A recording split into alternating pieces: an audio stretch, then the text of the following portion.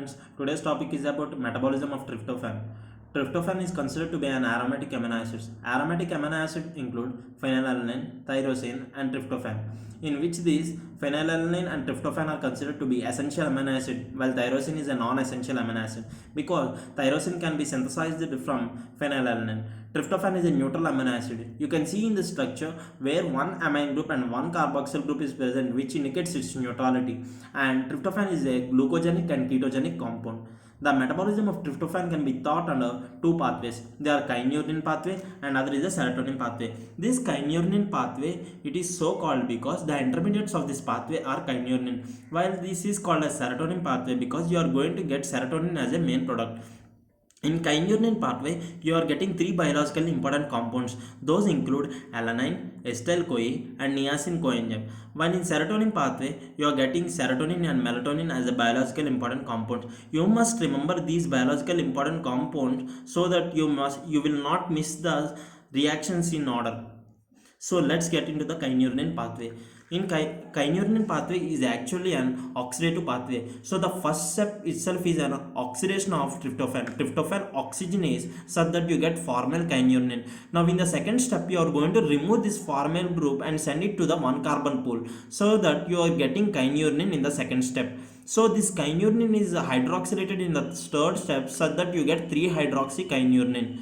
Now this 3-hydroxykynurenine is converted to 3-hydroxyanthralate by kynurenase. This kynurenase removes the kynurenine and you are getting 3-hydroxyanthralate. This 3-hydroxyanthralate undergoes 6 series of steps to get acetyl-CoA and 6 series of steps to get quinoline. This quinoline can be converted into niacin and this niacin is useful for our NAD and NADP synthesis. This acetyl-CoA molecule which is produced can be gone under to ester-acetyl-CoA molecule and this ester-ester-CoA molecule is an ketogenic compound.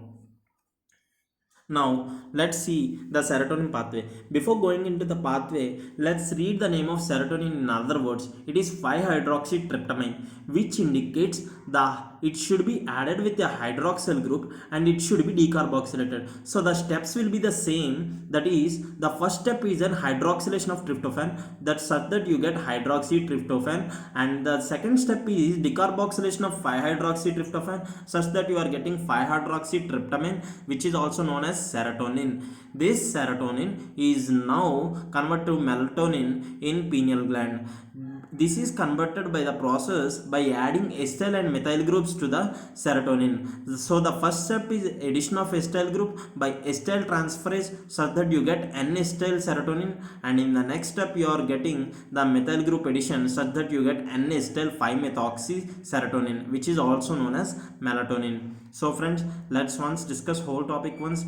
Tryptophan is an aromatic amino acid and is considered to be as an essential amino acid. It is both glucogenic and ketogenic amino acid. This metabolism can be thought under two pathways. One is kynurenine pathway and other is the serotonin pathway.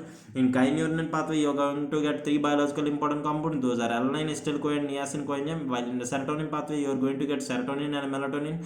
This kynurenine pathway is known as the oxidative pathway of tryptophan, where tryptophan is oxygenated to formyl kynurenine. Now this formyl group is removed and this sent to the one carbon pool, and this kynurenine now we get in the second step is converted to the hydroxykynurenine. This hydroxykynurenine is converted into hydroxyanthralate by removing the kynurenine group.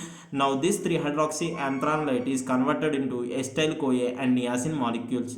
Now what happens is that this kynurenine hydroxylase, which catalyzes the third step, that is kynurenine to 3-hydroxykynurenine, is inhibited by estrogen levels in females. So you will find that this step is going to be difficult to occur in females. So it is the females are more susceptible to pellagra when compared to males. This is because the estrogen is going to inhibit the kynurenine hydroxylase. High levels of estrogen are going to inhibit kynurenine hydroxylase. You must remember this point. And next is the serotonin pathway, where it is going to be hydroxylated and decarboxylated to get 5-hydroxytryptamine, that is serotonin, and this serotonin is now going to form melatonin in pineal gland by the transfer of acetyl group and methyl group to it. So let's complete this topic by reading the inborn errors of it. It is having two inborn errors. One is a carcinoid syndrome and other is a Hartnup disease. In carcinoid syndrome, you will see that in GIT, the they are specific cells known as argentine cells. Argentine cells produce serotonin. Whenever these cells are undergoing cancer, numerous argentine cells are produced. These argentine cells are going to produce numerous amount of serotonin. The tryptophan, which is available for both kynurenine and serotonin pathway, is now only transported to the serotonin pathway. So this kynurenine pathway will be deficient in those people. So the niacin enzyme can't be produced, which leads to deficiency of niacin, which leads to deficiency called as a pellagra. So pellagra like symptoms is seen in the carcinoid syndrome. And next is a heart nerve disease. In heart nerve disease, you are going to see dysfunction of both GIT tract and excretory tract. GIT tract, the deficiency in GIT tract is that it cannot absorb the all the neutral amino acid, while in excretory system it is going to excrete all the essential amino acids that are required by the body. So we completed this topic.